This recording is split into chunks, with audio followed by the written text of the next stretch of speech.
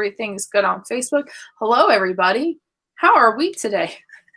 I hope everybody's doing good. Hello, and welcome to the very last Facebook and YouTube live episode of the TUF Woman Table, the story episodes.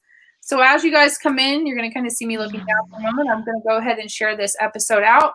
As you guys come in, say hey, let us know how you're doing. I'm really, really excited to have my guest on here. She was part of an amazing panel of women for my first actual episode for the TV show. And she's just a really awesome, kick-ass individual in general. So I think this is going to be a great episode. You guys, so excited. But as you guys come in, as I said, say hey, let us know where you're coming from. YouTube, Facebook, podcast, let us know for anybody who catches us on the podcast. And as always, please feel free to join in, drop some comments, let us know your thoughts. Please ask questions. For those of you who may be new to the show, this is the TUF Woman Table, and I have a firm belief that in order for us to create productive and solution-oriented conversations, we need to allow everybody to the table to have their voice. So that includes you guys in the audience. All right. So without further ado, I'm going to drop into my intro, and then I'm going to introduce my guest, and we're going to get this thing started. All right. So hello and welcome to the TUF Woman Table, everybody. Hello. Hello. I always say one day I'm going to get a noise box, so I can make the applause noise. I'll be your noise box. I'm going to get, a friend of mine had the clapper thing where he went with the hand. Yeah. Exactly. This is the table where I invite some super badass tough women like Sary here to take a seat, join in on the conversation, and share her amazing story. At TUF Woman, I believe that all women have the power within themselves to live life authentically, free from fear, confident in who they are, and empowered to go out and create a life that sets their soul on fire. I share this belief by championing tough women who have walked through the fire, felt the fear, faced adversity, and kept pushing through it all. Women who now live the life they want as the woman they were created to be, and women who own their stories so other women can embrace and own theirs as well. Because as we all know, and it's my favorite thing to say, I'm going to make a quote for this one day. When you give yourself permission to own and share your story, you give someone else the same permission. So, here's where the clap comes. All right. So I'm going to introduce you to my guest, and I put transformational guide and healer. So without any further ado, you guys, this is my guest, Sary Miller. I'm going to let her take it away and tell you a little bit about who she is and what she does as a transformational guide and healer, and then we're going to get right into this story. I hate to start it off, but I will start it off with a correction. It's actually Sary. Just to get a little clear there, I apologize for the call out. So hi everybody, my name is Sary. I'm a transformation guide and healer. Yes, what does that mean? It means that I was put here on this planet to serve as a catalyst and muse. And what I do is I help mostly work with highly sensitive people, helping them get to their next level, to overcome their obstacles, and to really just fully embrace their true, full, authentic selves so that they can show up on planet Earth, reaching their purpose and making an impact. That for me goes from anywhere from standard life coaching conversation to energy healing, holotropic breath work, massage therapy, and acupuncture when I work with people in person, and just all around treating the whole mind, body, spirit side of being human. I love it. And thank you for the call out. Listen, I would hate to sit here and mispronounce your name through the whole episode. I'd be a total asshole. No. It's like I'll say it. It's okay. I actually am the kind of human being who, if I know you're talking to me, you could call me whatever you want. I don't care. As long as I know you're talking to me, it works for me. I love it. All right. So this is always my jump off question with these episodes. And this is the one where I say, you can never talk too much. And this is, you get to control the narrative here. So tell us, what is your story? Oh, wow. Big, giant question there.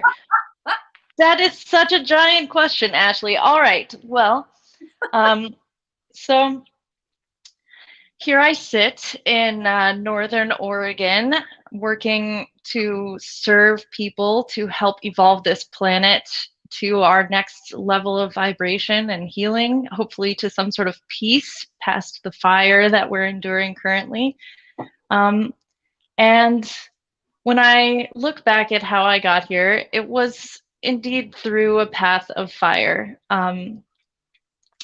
As I was thinking about what my story was, I had a very dear friend point out to me that owning your story is really about owning being human and participating in this human experience as a spiritual being. So owning that there is a beginning, a middle, and an end, that it is finite. And when I look back at that, my beginning is with seizures, actually. I was born epileptic, and I had uncontrolled seizures until I was, hold on, let me math, until I was 27 years old. I started off when I was 3 having these seizures, and as anyone with epilepsy will, I ended up in hospitals a lot, MRIs, doctor's visits, scared parents. For me, that meant that I was weird and different. And also, I frequently existed in a place between life and death, that liminal space. I encountered all sorts of problems with my epilepsy that had nothing to do with having seizures. Just being, having an invisible disability, having parents that are constantly afraid that their child is going to die, and just feeling like an alien sometimes when I would look around. I remember being very young. I'm also a highly intuitive empath. I remember being very young and looking around. I was still in diapers, looking around at my family and thinking to myself, how do I know that the thoughts in my head come from this body and not from that guy over there looking at my father?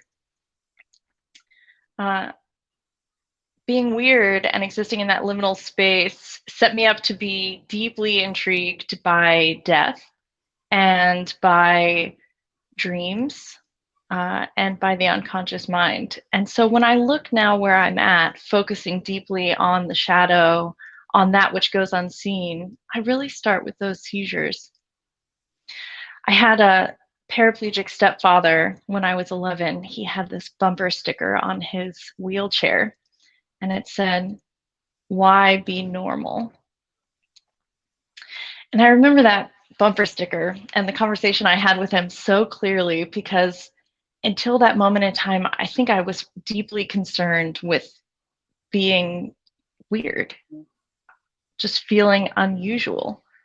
And he really gave me permission to be different, to just own being weird, despite the reticence of my family, despite the feelings of being outcast in school and this sort of thing.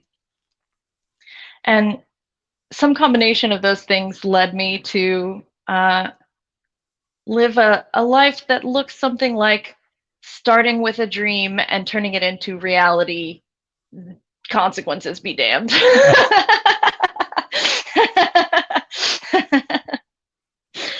Oh, I'm laughing because, Ashley, you know some of the consequences, but I suppose that our audience does not.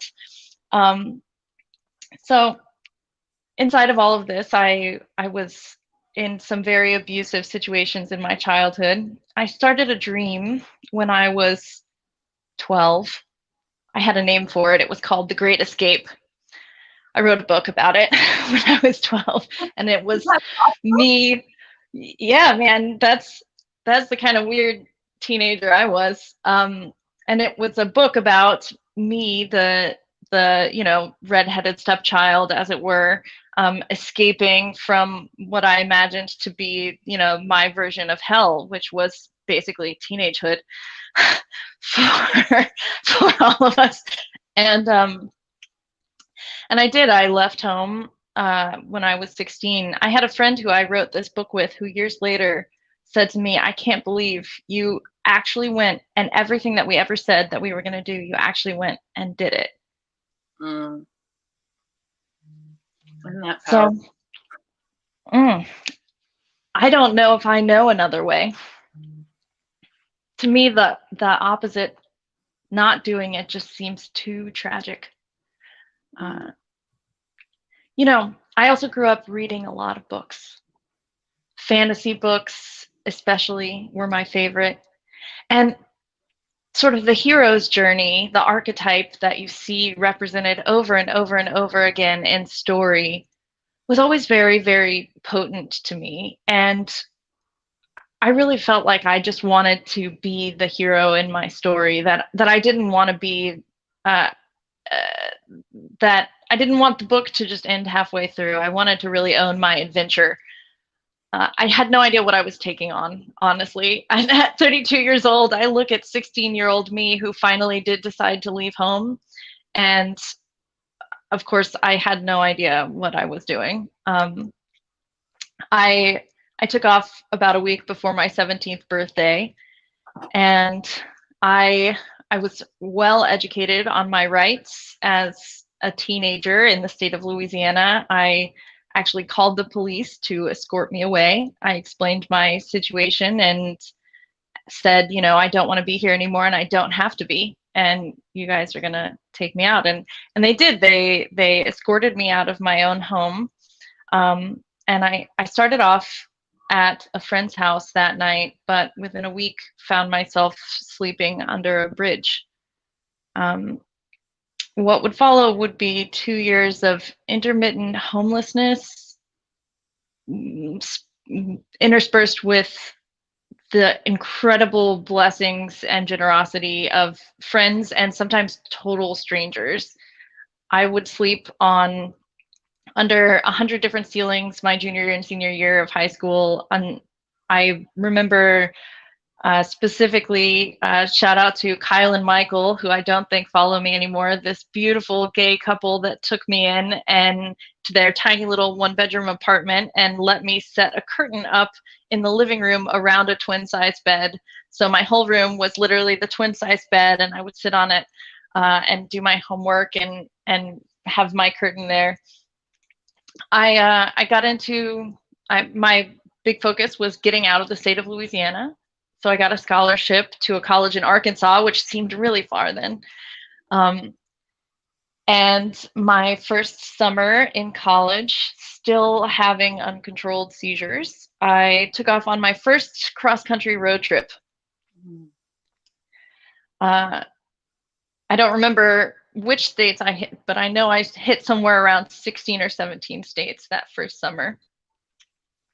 I made my way to California, which, as any non-Californian knows, is the only West. That's freedom if you've never been there.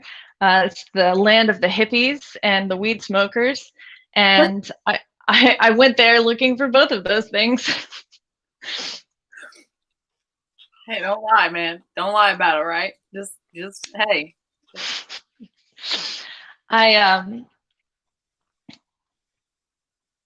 You know, fast forward some time, and I would find myself pretty addicted to the nomadic lifestyle.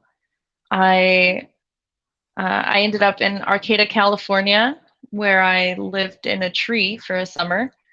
And people think that I'm joking or exaggerating when I say that, but the redwood trees in California are huge. And I did indeed live inside of one or sleep inside of one every night. I found a whole community of other people who were doing things differently. And this was really appealing to me. Something about the American system, the idea of working 40 hours a week to, you know, you sell all your time away for this thing we call money. And this thing we call money, for some reason, is worth your life. And at the end of your life, what do you do? You look back and you say, oh, well, I worked every day at some desk or doing some form of manual labor. And where was the life lived? And also, where was the, right? Mm-hmm. If we are all characters in our own novel, then that's just not a very interesting book to read. And that's, I see now how like narcissistic and selfish that motivation was then in some ways. But for me, it was like, no, I want this life to be an adventure. I want to go and I want to try it out. I also see now how very addicted I was to my own suffering. I had been suffering through, through an abusive childhood. I had been suffering homeless through high school, and I was completely stuck on it. Like I loved that suffering. I loved being cold at night and feeling like at the end of it, like, wow, looking back, going, I fucking survived that. I fucking survived that. Look at that. I survived that. It's like my own mortality was being faced every day. And every day I could look up and give the middle finger to God and just be like, yeah, throw more. I can do this. So he did. I think I had someone one time, I remember, and before we go any further, but you just made me think of this.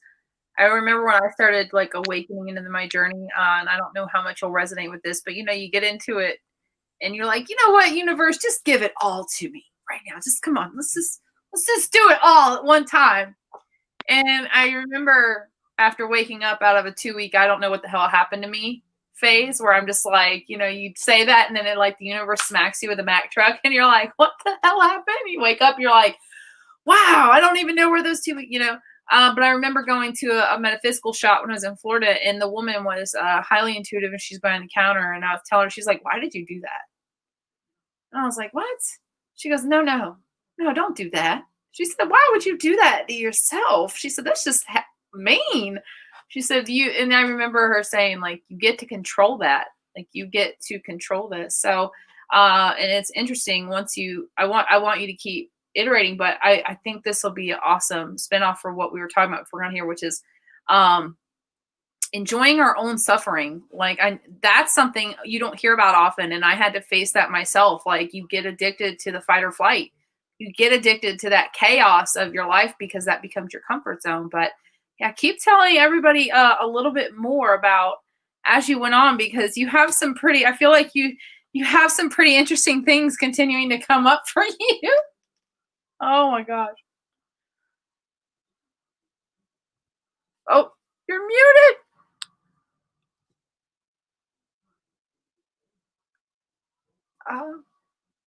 There we go.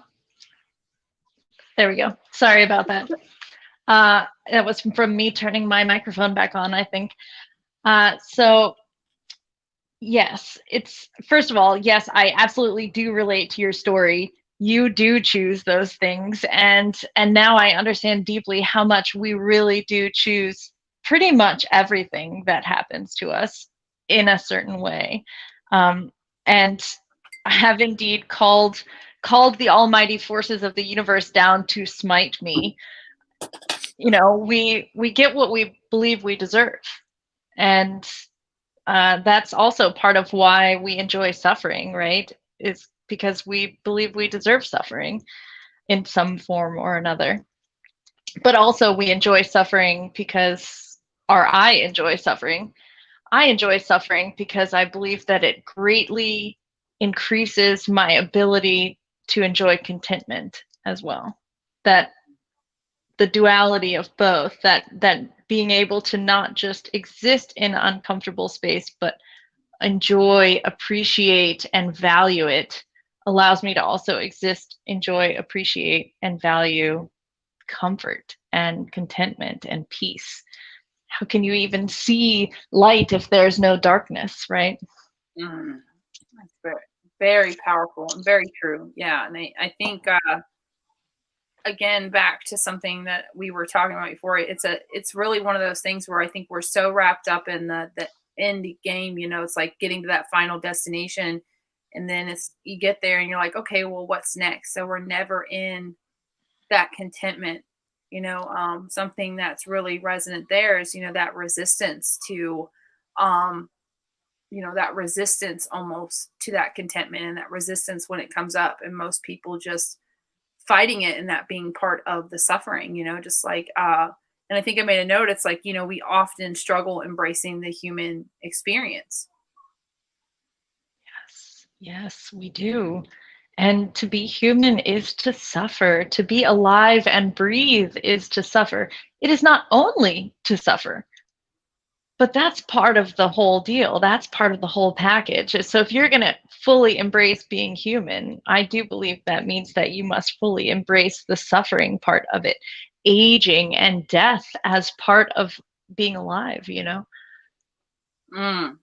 Well, it's the same thing with loss. It's like, if you never experience loss, then how do you experience love and joy and knowing what those feel? We are so often so reposed to death and that finality of it, and we really lose sight of the beauty of the journey towards that and what that looks like. And it's something to definitely be said for that. I think that it's funny because we're watching the Hitchhiker's Guide to the Galaxy series. I don't know if you've seen that. I didn't know it was in British, but we're watching, and I've read in British, and it says the reason that Earth was destroyed, other than they're building the intergalactic bypass, but is because humans were miserable. And I'm like, what a testament to where we are in life. So I think what always resonates with me, and especially when I read your story, is like, you acknowledge the suffering as what leads you to ultimately to the joy. And for most people, all you often see is the suffering. There is no joy, and it's just suffering. And I said, I think one of the things that was very awakening for myself was seeing people who live in what's considered third world countries by our standards, obviously, but they essentially have nothing, again, by the standards the world sets, but they're just incredibly joyful, right? They're like in the midst of tremendous suffering, but they're just so joyful. Ashley, the first time I can remember feeling truly, truly at peace, I was living in a tent. I didn't know where my next meal was coming from necessarily. I hadn't had a shower in more than a week, and everything was perfect. Like, I could not have been more grateful for the food that was being shared with me, for the shared by people, but also shared by Gaia, by Mother Earth. I could not have felt more appreciative of what little I had, which all fit into a backpack, and could not have felt more at ease and comfortable in my own skin on the planet.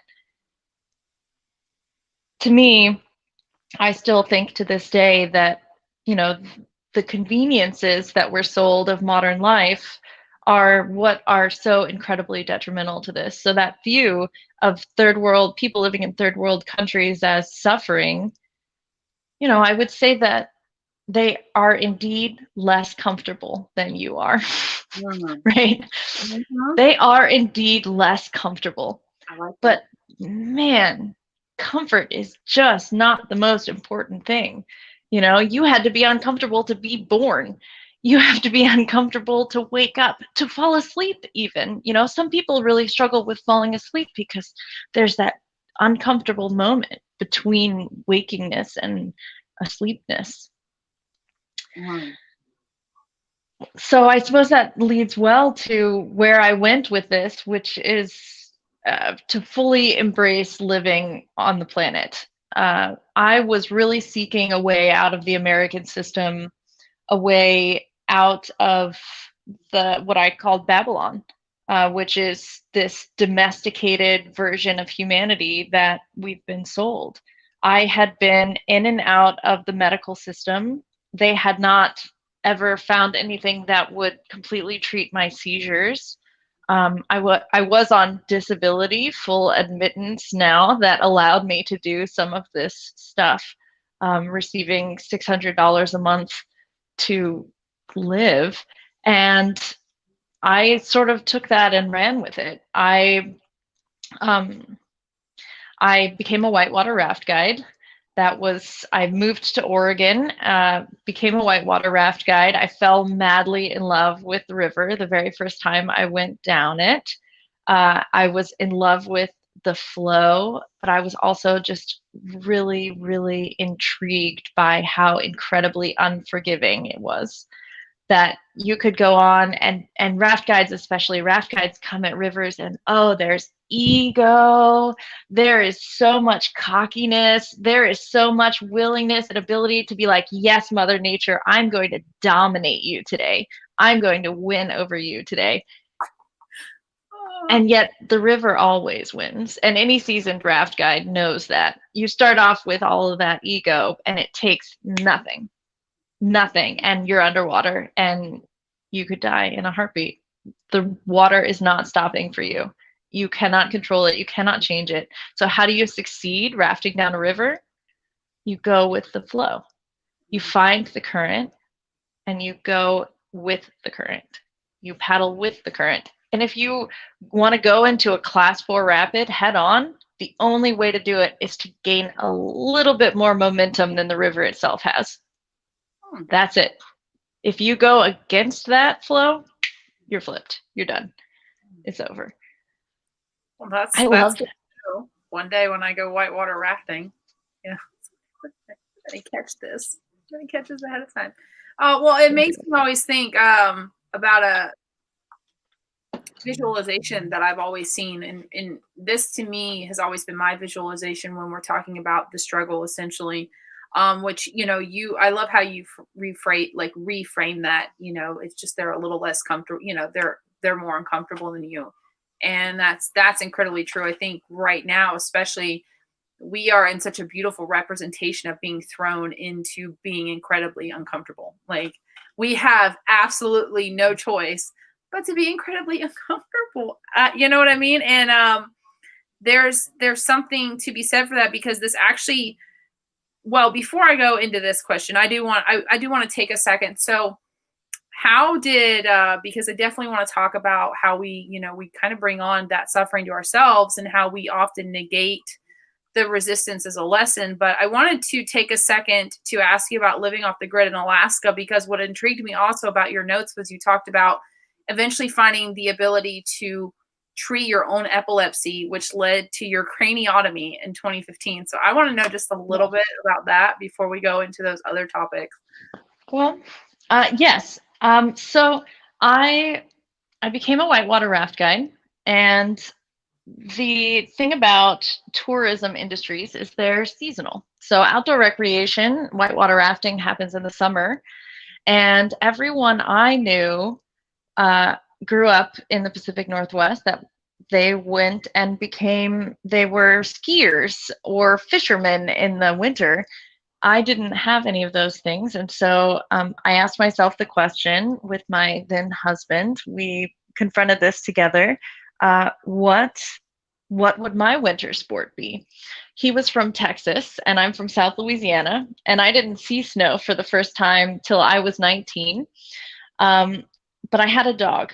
I had a husky who was a puller, who I had dedicated a lot of time to training. He had become a service dog, and we had gone through a whole slew of really interesting training, and I knew that he needed a job. So I was like, well, why not dog sledding? So I know, totally logical, super logical. Things. Oh, you know what? Have you thought about pulling a sled lately? Let's try it. Well, that's what they're built for. And so I didn't know anything about dog sledding.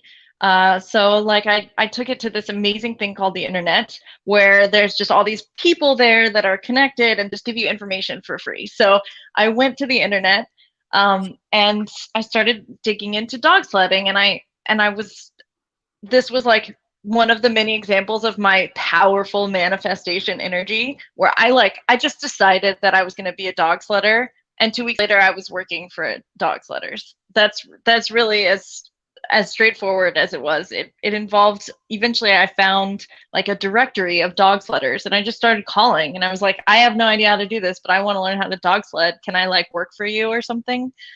I don't know how everyone else does it, but that's how I did it. They did not necessarily know that I was from South Louisiana or and had never really experienced a winter before. Over a little trial and error, I ended up in the Yukon in the dead of winter. My husband and I drove the Alcan in December from Alabama all the way up to the North Yukon, a little town called Tagish, where we worked for a couple of Iditarod racers there. Our job was to take care of the dogs and train the puppies. And that winter, on the theme of suffering, that winter got to negative 40 degrees and stayed there for 6 weeks. Oh. I had never really experienced a winter before. Up until this point, I had lived a winters in Louisiana and a couple of winters in Arkansas. So negative 40 was mind-blowing. And you learn really fast all of these winter skills like layering and how to run a wood stove and how to chop firewood. And this cabin that we were living in was completely off the grid. So we filled water up from a creek. And by the way, in the dead of winter, that meant that the creek had an ice hole dug into it to pump water from underneath the ice at negative 40 degrees. So we hauled this water from this creek into our house. And the truth is that initially we had sort of stumbled into this off-grid living after being really dedicated outdoorsmen in the lower 48. And just like all the rest of the suffering, it was quite addicting. So negative 40 degrees meant hypothermia and frostbite, which I still suffer some of the effects from. I actually did experience. I'm sorry, that was a call coming in to my phone. I actually did have the experience of our cabin's logs freezing over after leaving it for 3 days. And when this happened, we didn't know anything about logs freezing over. Like, we're brand new to negative 40 degrees. Who knew the walls themselves could freeze? And so the wood stove had been off for 3 days while we were taking care of someone else's house. And when we went back, we thought we could just start the wood stove and then it would heat up. But 12 hours later, it still hadn't heated up and it was still below 0 degrees inside of the cabin. And I had a very real close encounter with death. Not my first, but I suppose I could have mentioned along the way that the way that I ever came to whitewater rafting in the first place is that I had an 1.5 hour long seizure while I was in college. It's called status epilepticus. I was still, if you can't tell, completely ignoring my epilepsy at this point in my life, completely ignoring it. And I had this 1.5 hour long seizure, dropped out of college. My whole life kind of flipped a switch really fast. During this 1.5 hour long seizure, I had a true near-death experience. I was conscious during my seizures at this point in my life. So I was aware of my own space around me, but also my own inner workings, my own inner unconscious during my seizures. And so I was also aware of the passing of time. So when I had this 1.5 hour long seizure, I knew that I wasn't waking up. I knew that it had been a long time, and I knew that I was dying. And I spent the first, half of it rejecting that fact completely and screaming as loud as I could inside of my head until, all my energy was completely gone. And then, as seemed appropriate, I realized, well, I can't change this. So I guess I'm just gonna go with it. I guess this is it. And I made peace with the idea that I was dying, that this was my time to end. And I had some of those like classic near-death experiences, like seeing the light and having an experience of deep interconnectedness to everything that exists on the planet. And I saw very much that death was not some sort of scary place to be avoided, but rather something that already existed with all of us. So I dropped out of school after I woke up. I wasn't continuing with my education, and 3 months later, I would be guiding my first raft, because I'm an obstinate fool who completely ignores all of my body's signals that I should like change something that I'm doing. And so I like stopped studying and replaced that with really hardcore whitewater rafting. Fast forward a year later, I'm in the Yukon and I have another near-death experience where my husband and I both are like falling prey to hypothermia, and my dog ends up coming up and giving his body warmth to both of us on a couch. And I have no real sense of time from this memory, just the experience of my brain stopping working and things shutting down until I'm just sort of conscious again. How your other part of this question was about how this led me to getting some real answers for my epilepsy. And here, let's reset this one more time.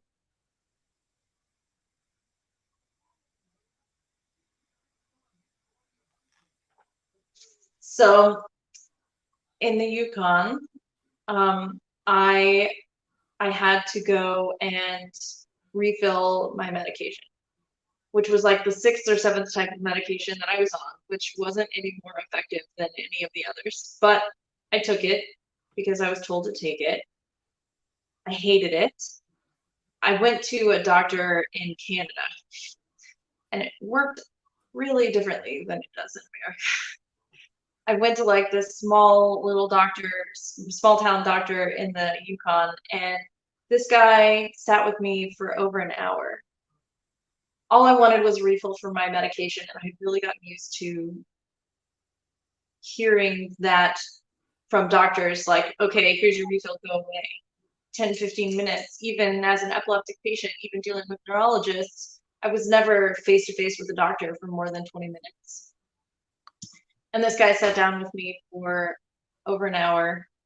He wanted to know more about my story. He wanted to know more about my seizures. He wanted to know how I had gotten there and how the drugs were working. And I answered him quite honestly. And at the end of our chat, he said, listen, I'm going to give you this medicine because I see that you need it. I see that it's doing something, but the amount of seizures you're having is completely unacceptable. This is, the fact that you had an hour and a half long seizure and are just going about life. This is not acceptable. Like, modern medicine can and should be able to solve this problem for you. And either way, you living this way, having these seizures, it's just not okay. And I don't think anyone had ever really said it to me like that. I left the appointment mad at that guy. I was mad at him for telling me that it wasn't okay, that the way I was living wasn't okay. But 2 days later, it's like it had sunk in. I was like, he's right. Not okay. This is not okay. I had spent a huge chunk of my life trying to solve my seizures on my own, and I was completely convinced that I could just go off medication and that I would be able to stop my own seizures with meditation, which I actually still believe I could have done. But everyone was so convinced that I was just going to die if I stopped these drugs. So what ended up happening from there is that I moved to another little off-grid town called McCarthy, Alaska, where I was a raft guide. McCarthy is an amazing town of 26 people in the middle of the Wrangell St. Elias wilderness, the Wrangell St. Elias National Park in Alaska. It is 8 hours from a grocery store, 60 straight miles down the worst dirt road that you can imagine. And it's the kind of place that, like, it literally doesn't have a road in the town, so you have to park and then walk up into the town to get there.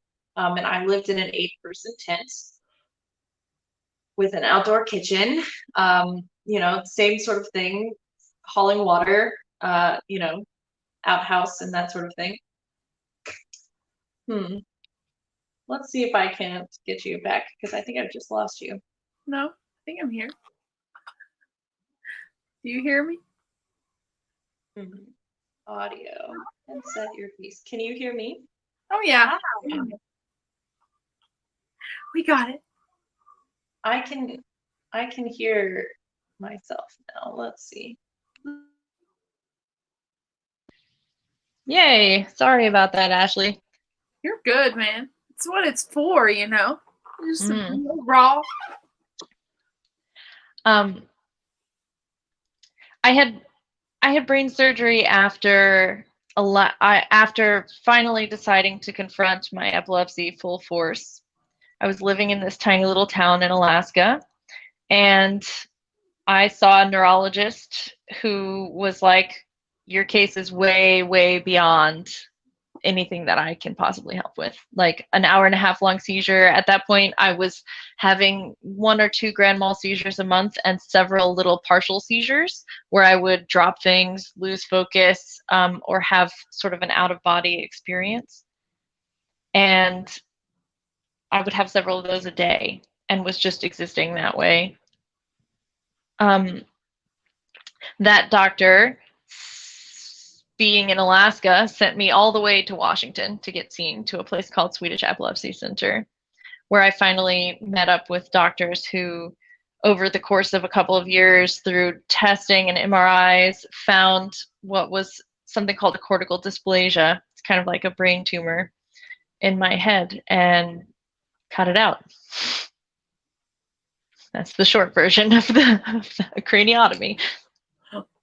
It's like, you know, when you hear something like craniotomy, you think like, I mean, not that brain surgery isn't intense, but I don't know, when I think of craniotomy, I'm just like full blown, like in your head, like, I don't know. It's hard. Yeah, they are full blown in my head.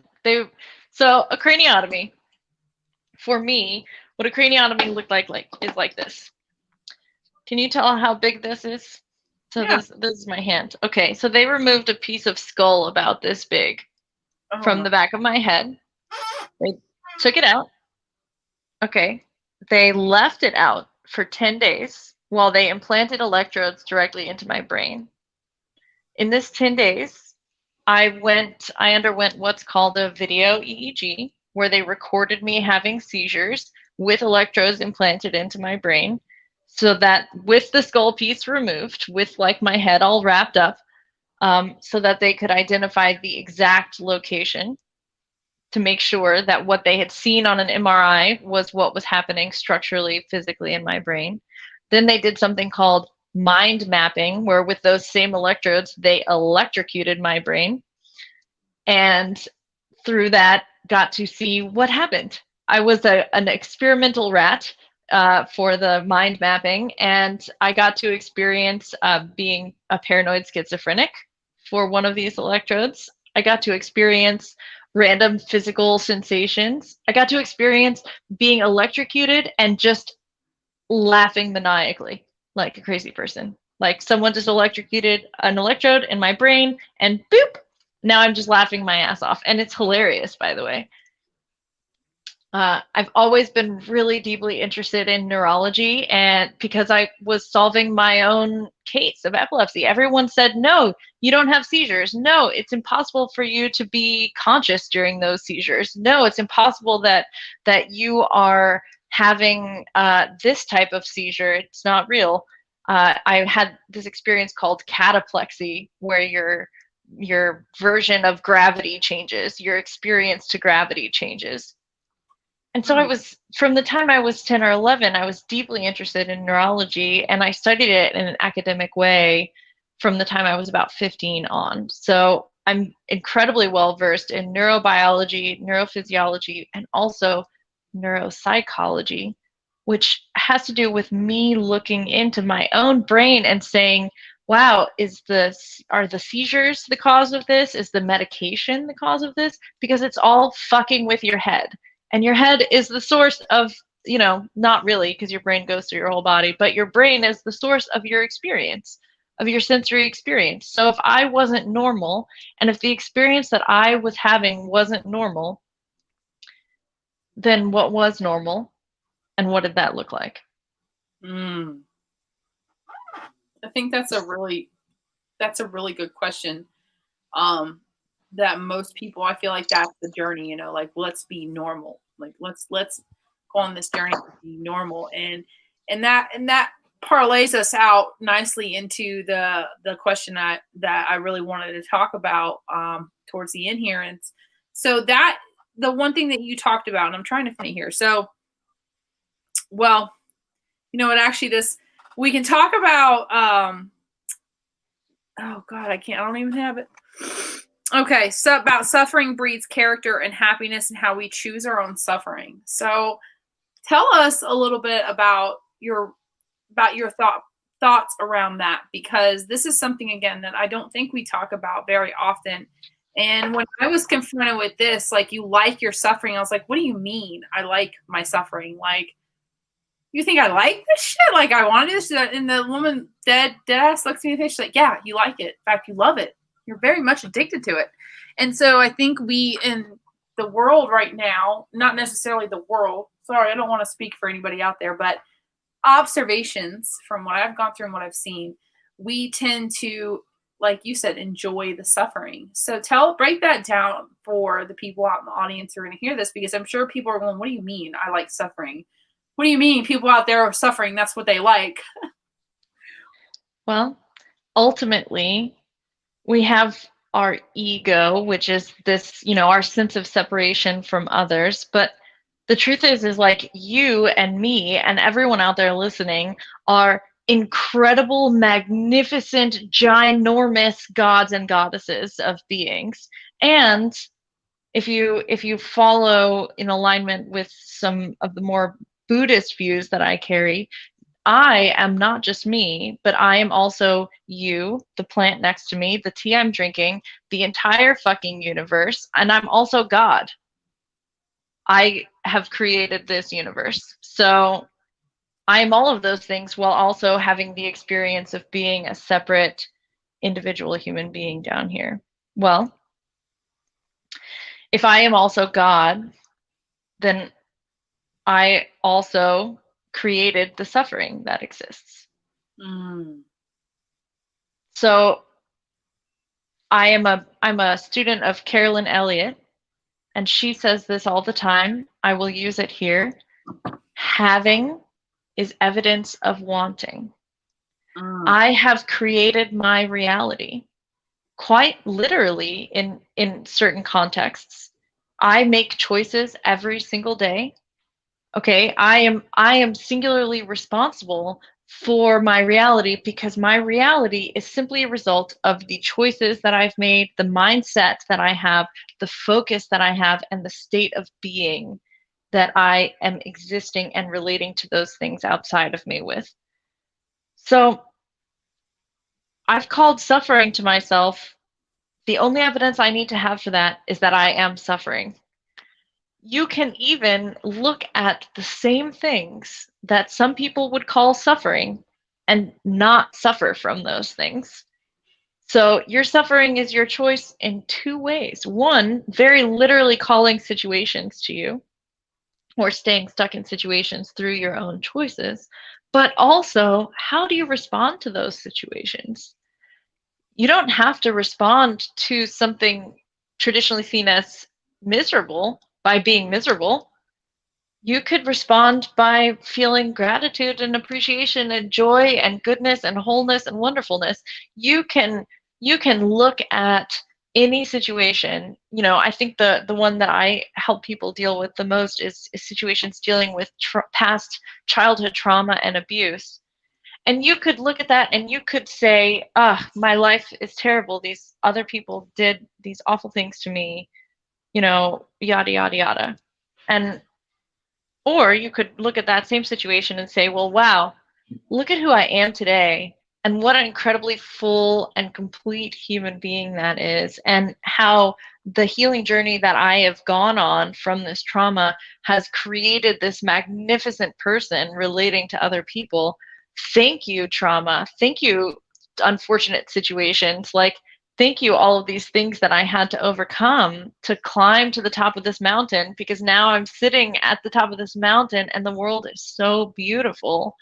And had I never suffered, I never would have bothered to take another step out of the muck. I love it. It's I like to think that suffering is what causes us to push ourselves past something. It's like you said, it's like what the level of discomfort is really what propels you forward. It really dictates a lot of the propulsion forward. And I think this really leads into nicely before we go, but talking about the aspect of radical acceptance. And for me, when I think about radical acceptance in the terms of accepting your struggle, it's a very powerful thing to have radical acceptance around that and go, you know what? Like, thank God, like you said, thank God for that. Like, that happened. I think it was Sharon who kind of opened my mind to that the first time. She's like, why, I forget what it was, is why are you sad about that? That was what was meant to come into this world, and there's no reason to have sorrow around it. We just accept that is, what is. So tell everybody a little bit about radical acceptance, because I wrote down, it's you face each other with compassion, true empathy, and you can heal the world, which I've always firmly believed in that. If we were to meet ourselves first and then meet each other out of that space of just, I'm here on my journey and that's okay, and you're here on your journey and that's okay, and we can coincide together. I'm like, can you imagine the world that we would live in? I deeply agree with that. I love the way that you said that there. To me, radical acceptance starts with yourself. So it most basic way that I can put radical acceptance goes like this. You're sad. Maybe something's happened to trigger it, or maybe you're sad for absolutely no reason. It really doesn't matter. You're sad. What's the first thing that you do when you're sad? I think for most of us, the answer is you judge yourself. You go, I wish I wasn't sad. Or don't be sad. It's stupid to be sad for this thing. Or God, when will this sadness end? You judge yourself. And then now you've compiled this uncomfortable feeling of sadness with the 10 times worse feeling of self-criticism and judgment. If you were to apply radical acceptance to being sad, it wouldn't necessarily change the fact that you're sad, but it at least wouldn't compound the situation. I look at it, we can expand that into everything. So radical acceptance is about looking at yourself, being really, really honest with who you are and how you are to the world, and doing the same thing to other people. Being really, really, really honest in your assessment. And that also means recognizing what of your assessment is coming from within you. And accepting that part too. Radical acceptance is you start with yourself. You start by saying, okay, I'm sad, and that's okay. But you can also start by saying, wow, I'm a heinous bitch, and that's okay. Like, wow, I actually really enjoy being the victim in my own story and the attention that gives me. And that's okay. Like, just like taking away really, and this is what's fucking radical, right? Taking away this overwhelming belief that like that is evil, that somehow that is wrong or not as it should be. Just throw that shit, put that over there. We got no more room for that. Okay, we are heading towards powerful sovereignty. And powerful sovereignty means that if you genuinely enjoy being victimized, oh my God, great, radical acceptance. That's totally fine. I love you just exactly how you are. Mm. Love you just exactly how you are. Like, great, keep going, you know, and then apply that to your neighbor, and then apply that to your lover, and then apply that to your enemy, okay? Because it's all the same. That is radical compassion, radical acceptance, and that is how we heal the world. But it starts with just you. It starts with just looking at you, looking at yourself, and instead of saying, God, I really want to change this thing, I'm going to choose to hate it to change it. Say, gosh, I love myself unconditionally. And because I love myself unconditionally, yeah, I don't want to do this thing anymore, actually. Well, I something that I noticed with you talk about this, so with radical acceptance, something that I've noticed about that I don't resonate with, but again, I don't want to be the one to sit here and cast judgment but the use of shame to facilitate decisions out of people. So hitting that shame thing and being like, oh, look at what a piece of shit you are if you don't make this, and it's like, we're sitting here talking about how wounded people are, but yet we're sitting here compounding people's woundedness with our own perception on what we see as shameful. And that's something that I feel like I talk about more and more every day. It's like, I have a friend, and she, up until pretty recently, she would always talk about, she's like, such and such pulled me out of character. And I was like, no, like, you pulled you out of character, man. I said, everybody's just showing up exactly how they're supposed to show up. You reacted or responded to your perception of how they showed up and how you think they should have showed up in your life, or how you expected them. And I said, well, and then, then there was a conversation around men and relationships, and how we, by having a mind of wanting to leave, we actually attract people who don't want to stay. But that's a whole other conversation. It's like, by having a mindset that's like, what, if this doesn't work out, I have a get out easy card. And then I'm like, you don't realize, but you actually perpetuate the stigma of being with people who don't stay, because you're like, oh, you're going to leave anyway. So guess what? You get people who intentionally or unintentionally don't have intentions of staying, because you do create the reality you expect. I do believe that. And you get what you believe you deserve.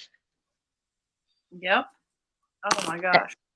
And so you might logically think that there's something that you deserve more, but if what you really believe underneath your logical thinking and judgments, what you really believe is that you're a piece of shit and that you don't deserve love, you're going to see that reflected in your life.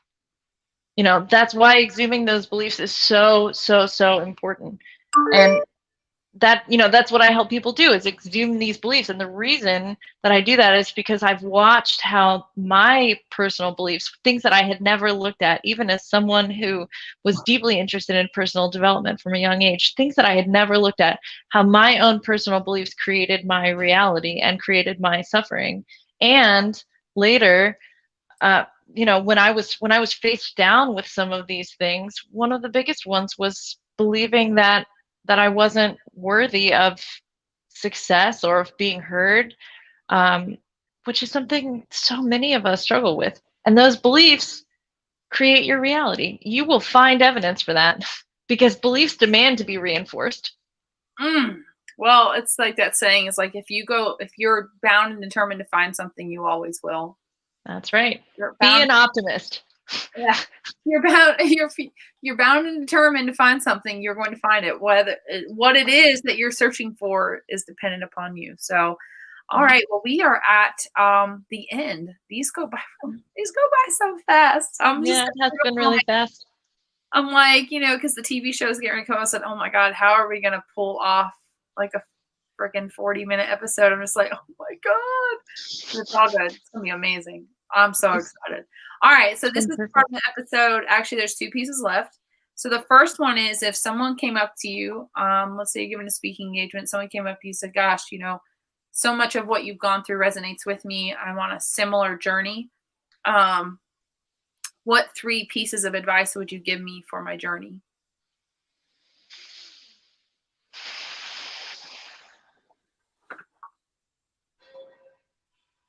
Embrace honesty. Ask yourself the question, is this true and is this necessary?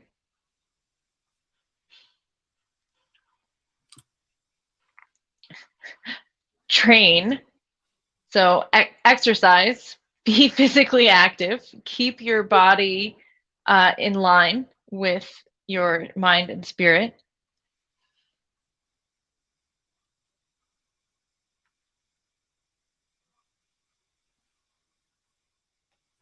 And meditate. I like those. I like all of them. I agree wholeheartedly. Exercise and meditate. I can always. I think those are so important. People just move your body. I can tell when I don't do those for even just a few days. I'm just very, very cranky. Very cranky. I feel very chaotic. I'm like, I don't know what life is anymore. The mind and body are not separate, man. They are not separate. All right. One of my favorite things in this is are you feeling anxious and ready for things to go faster? Check. Is your bra on too tight?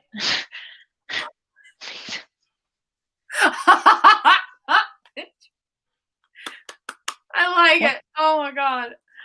I'm going to use that one day down the road. I'm going to come across somebody and that's going to come into my brain. Wait a second. Is your bra on too tight? Yeah. It's real. My other favorite question always is, are you hungry? Exactly. Yeah. How condescending. I love it. Yeah. Eat a Snickers. You'll be okay. Are you hungry? All right. So last piece, tell everybody about where they can find you, how they can connect with you. For anybody who's interested, also her links are in the bio, or in the descriptor. But if you will tell everybody as well where the best places are to reach you. I do have a website, www.withsary.com, spelled like it is on here. I am working today, especially with people who are highly intelligent and looking to have as much of an impact as they possibly can, especially with empaths and other highly sensitive people. I do one-on-one programs with people, but I work with everyone individually to tailor make things. And I am beginning soon a 6-week course on how to set boundaries to get yourself closer to that sovereignty stage. That's going to be powerful. People just don't even realize how important those are. We just don't even know. All right. That's awesome. Well, everybody, please connect with Sary. And you guys, please start looking out for the TV show. It's going to be going live here incredibly soon, like less than 2 weeks. I am really super excited. So I'm going to be getting ready. I'm so excited. So you guys pay attention for that. Keep looking out. Thank you guys for being here. For everybody that's popped in and out. For anybody. Thanks for listening.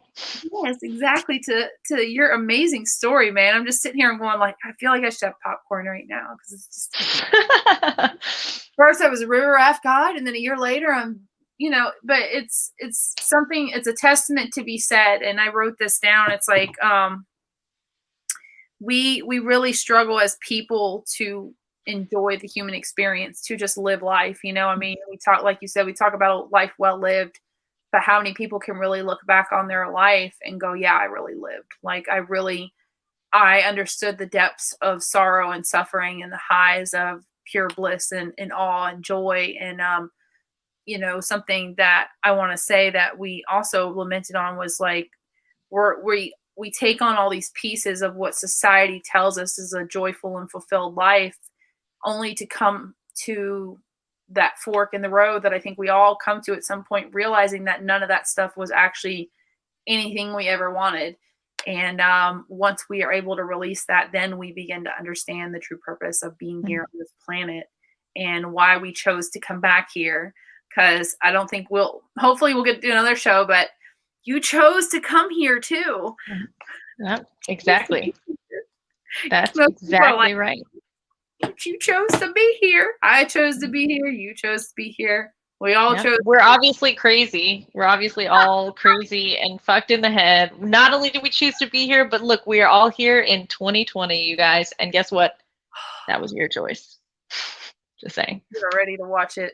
It's the world. It's gonna be fun, y'all. All right. So thank you guys so much. Please continue being on this journey with us.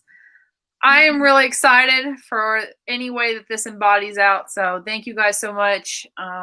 Keep a lookout, and I will see you guys very soon once again. Have a good night, everybody.